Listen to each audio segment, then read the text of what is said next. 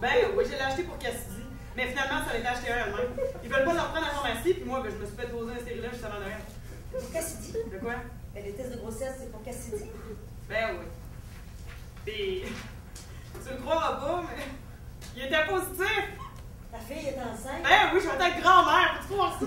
Non. Ça a été tout un choc. Vous allez le croire. Mais je me suis fait ajouter, ça n'a pas été long. Je me suis dit, dans le fond, on n'a jamais été si bien installé pour avoir un flot. On a le motel, je suis plus sur la route, on manque pas d'argent, comme si toutes les affaires étaient placées sur une belle ligne droite. C'est quoi?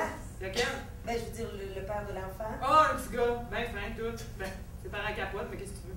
Mais dis-moi, Cassidy, elle a quel âge? 15 ans, je le sais, c'est jeune. Mais tu sais, moi, qu'est-ce que tu dis, je l'ai eu à 16. Fait que là. Elle n'a pas eu envie de. Je veux dire, vous n'avez pas pensé. À l'avortement? Ben, si moi je m'étais fait avorter, elle serait pas là. Oui, mais. Ben rien, il n'y a rien d'autre à dire. Sophie, la sœur de ma blonde, a décidé elle-même de son héritage. Elle a dit la petite bague de graduation puis la courte pointe. C'était ça, il n'y avait pas de discussion possible. C'était décidé bien avant qu'on commence à penser qu'il faudrait un jour partager le patrimoine familial. L'époque où on regarde avec condescendance les autres familles s'entre-déchirer en se disant que nous autres, ça se passera jamais de même.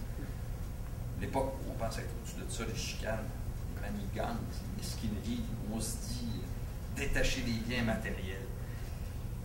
Quand nos parents sont toujours là, on ne soupçonne pas qu'un jour on va évaluer l'amour qui nous portait sur la foi d'un chèque. Évidemment, Sophie a dit que tout ce qu'elle veut, c'est une bague et une courte pointe. Mais qu'est-ce qui arriverait si Nathalie la prenait vraiment au mot et gardait tout le reste? Avant que sa mère meure, ça faisait bien rire Nathalie, tu penses?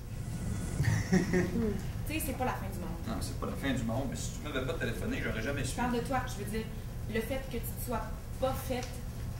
Ah, Si tu veux pas te faire vasectomiser, c'est pas si grave.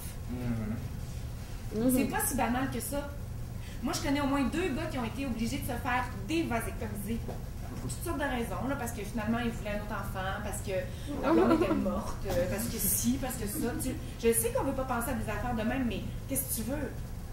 C'est comme faire un testament. C'est un geste qui nous oblige à envisager toutes les possibilités d'avenir.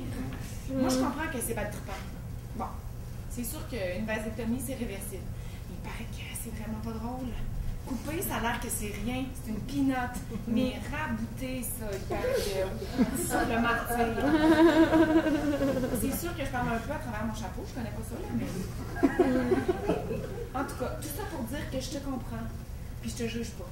Puis je trouve que Nathalie est vraiment trop sévère avec toi.